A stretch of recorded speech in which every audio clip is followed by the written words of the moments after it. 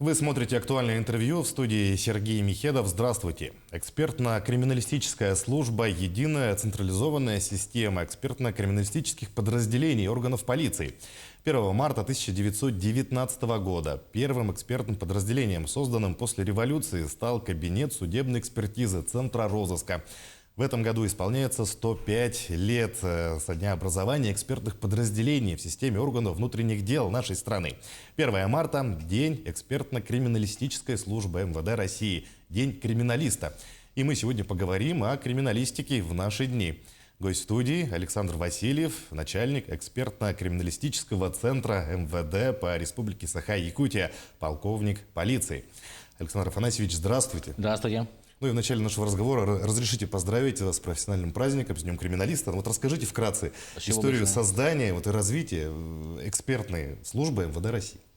Как вы сказали, экспертная служба была образована в 2019 году. Это было в системе уголовного розыска. Потом далее уже в нас, в Республике, в 1935 год. Первые два сотрудника были созданы экспертно-криминалистическое подразделение нашей, в системе нашего министерства республиканского. Как я сказал, было всего лишь 2 сотрудника, потом в 60-х годах немного увеличилось до 7 сотрудников. Да и в 70-х годах в то же время начали поступать первые выпускники уже специализированное образование, которые получали Московская высшая школа, Черкизовская Московская средняя специальная школа и Волгоградская академия, по-моему, насколько я помню, было. Это такие, как основополагающие сейчас, которые меня еще тоже обучали, это Ефим Качанов Василий Абрамович и Брызгалов Ефим Ефимович, Егорова Валентина Романовна. Вот они вот как раз в 70-х годах пришли. В 1989 году уже было отпочкование, городской отдел был создан, состоящий из 7 сотрудников. Да, сейчас у нас в республике насчитывается 130 сотрудников уже. Это вот считайте, от 2 до 130 увеличение у нас пошло. В 17 территориальных отделах, и в том числе в городе Якутске, у нас есть экспертное подразделение. То есть, получается, эти люди у нас работают по всей Якутии, если что, отправляются в какие-то дальние районы и там проводят какие-то обследования. Да? Ну вот скажите, в чем заключается деятельность экспертных подразделений? Самое первое, изначально, это осмотр места происшествия и следственные действия. Что-нибудь происходит, сначала выезжают вместе с следственной оперативной группой, помогаем изымать следы, объекты, определенные вещественные доказательства. Например, сейчас начали выезжать очень часто на определенные предприятия, электронные носители информации, сервера изымают, копии делают электронных баз данных и так далее. Далее это производство экспертиз и исследований, и постановка и проверка по экспертно-криминалистическим учетам. Вот основные такие. То есть, получается, после любого преступления в первую очередь на место преступления приезжает эксперт и проводит какие-то исследования в первую очередь?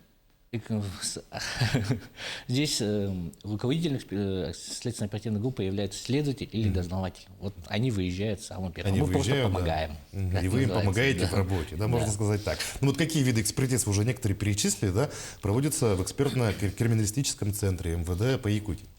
У нас сейчас производится 29 экспертиз из 51, которые у нас есть определенный приказ 511, регламентированный деятельность нашей службы, какие экспертизы мы можем проводить. Вот 29 экспертиз мы сейчас проводим. Это 7 традиционных, и получается остальные 22 это специальные виды экспертиз. Ну, кстати, интересно, какие могут быть специальные экспертизы, хотя бы несколько перечислить. Экспертизы, это, например, такие как экспертизы наркотиков, ДНК, запаховые следы, экономика, компьютерные. Так, сейчас у нас проводится еще ГСМ ввели, товароведческие, вот основные. То есть появились компьютерные, наверное, одни из самых новых, таких современных. Компьютерные это еще в 2005 году еще. В 2005 появилось, да? Вот. А генетические, например, это что за экспертизы такие у вас бывают? Ну, то есть именно на что определяете? Родственную связь какую-то, может быть? У нас это идет о том, чтобы установление преступников. Установление преступников. Да, или, как бы сказать, что это не его ДНК находится. Например. Мы не всегда доказываем виновность, мы можем доказать, наоборот, невиновность человека. ДНК-экспертиза у нас проводится, в основном это большие преступления, убийства, изнасилования и так далее. Вот доказательная база о том, что кто совершил это преступление. Мгм. А вот как долго могут храниться следы ДНК? Вот такой вопрос. Следы ДНК очень долго хранятся. В зависимости тоже там. Главное, чтобы они не испортились, не сгнились. Мгм. Если высушилось, то он долго лежит. Мгм. Ну вот какие виды криминалистических учетов ведутся в центре и вообще для чего они предназначены? У нас ведутся в основном 10 эксперт-экономических учетов. Самое первое – это следы рук обязательно. Потом следы автотранспорта, следы обуви, ДНК, субъективных портретов, денежных знаков, поддельных бланков документов, субъективный портрет я сказал, и черепов неопознанных трупов. Мгм. То есть у вас есть, по сути, по каждому направлению, да, определенные списки, количество каких-то, может быть, примеров, Электронные да? базы есть. Электронные да. базы, сохраненные полностью, и там все данные вот эти хранятся. Вот, а какие, может быть, новые виды экспертиз, да, начали проводиться в последние годы? У нас начали проводиться в последнее время это запаховые следы, травоведческие, экспертиза ГСМ, горюче-смазочных материалов, алкогольной продукции и пищевых продуктов. Мгм. Мгм. Ну, вот какие виды экспертиз, да, может быть, планируете вводить в ближайшее время?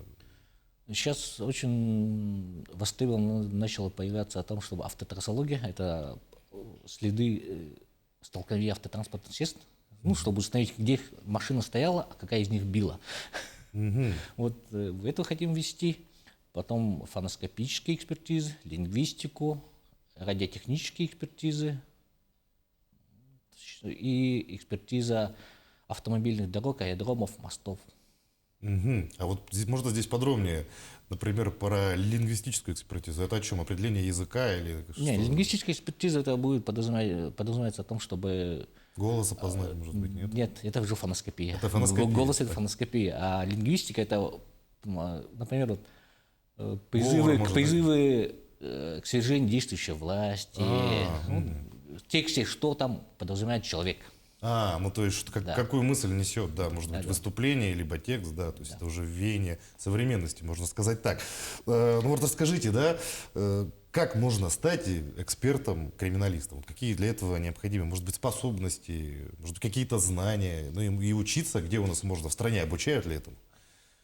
Вот у нас очень многие сейчас просто с высшим образованием у нас идут.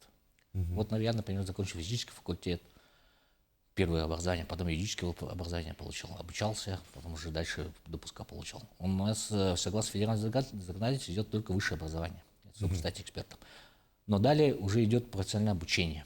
Вот, например, традиционная криминалистика есть вузы, где обучаются. Это Волгоградская академия, Московская институт МВД и Санкт-Петербурге. Вот в 3 вузах можно получить высшее образование эксперта. Это традиционные виды экспертиз. А все остальное уже, если человек хочет стать экспертом по компьютерным, то у него профильное образование должно быть. И потом идет обучение на базе Московского института МВД России, КИКОТя, и получает право самостоятельно производства экспертиз. Мгм. То есть для того, чтобы стать экспертом-криминалистом, для начала нужно получить высшее образование, а там уже, как говорится, разбираться, какое направление интереснее, уже идти учиться дополнительно, Да. получается, да, чтобы стать экспертом-криминалистом. Вот, а если, например, в данное время вакантные должности, могут ли люди к вам обратиться? У нас одна из самых низких утечек мозгов, так можно сказать. Люди у нас не часто уходят. У нас сейчас с введением дополнительных должностей есть, ввели должность ДНК, но там уже человек есть кандидат. Потом есть должность экономиста, но там тоже кандидат уже есть. И мы пока не можем подобрать экспертов в нейролинге. В Нерюнгри, да, в Южной Якутии. Там специалистов меньше, но, наверное, да, это тоже проблема там, найти желающих работать в такой сфере тоже, да. Наверное, здесь люди идут, по большому счету, по зову сердца, наверное, может быть, да, или ищут совпадения со своими интересами, потому что такая специфическая работа. Вот в чем специфика этой работы? У нас специфика то, что это научный подход всегда идет. Мы исследуем от частного к общему, ну, точнее, наоборот, от общего к частному, и потом отождествление. У нас самая главная специфика – это постоянное обучение.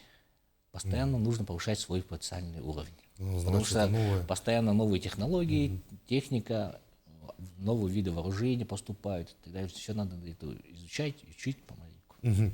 Вообще, вот в преддверии Международного женского дня хочется спросить, да, есть ли женщины в вашем коллективе? У нас сейчас из 130 человек 40 женщин. Это достаточно. Да, Достаточно много, ну, третья часть практически, можно Да. сказать, да, почти половина. Да. Ну, у нас женщины, они усидчивые, стрессоустойчивые, ну, как все российские наши женщины. Да, наверное, какие-то направления женщинам, может быть, даже лучше даются. Вообще такой вопрос, а может ли человек каким-то образом отказаться от экспертизы? Кто вообще назначает экспертизы? То есть это обязательно санкции следователя или, может быть, какое-то обследование? Экспертиза началась у нас, это на основании федерального закона о судебной экспертной деятельности, Уголовно-процессуального кодекса и закона о полиции. Мы проводим экспертизу только по уголовным делам и административным правонарушениям. У нас экспертизы назначают следователи, дознаватели, участковые, ну, процессуальные лица.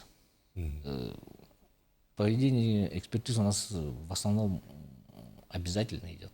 То есть обязательно человек не может отказаться ни от какой экспертизы, если, получается, подали на него, можно сказать, украшение, как правильно называется, документ, он обязан прийти к вам и обязательно пройти экспертизу. Либо его приведут, можно сказать. Так. Это уже вопросы к следователям, дознавателям, как они это проведут. Ну и в завершении нашей беседы, Александр Афанасьевич, что бы вы пожелали своим коллегам в этот замечательный праздник, День криминалиста?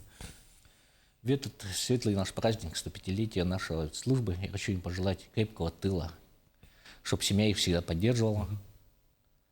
Удачи нам всем.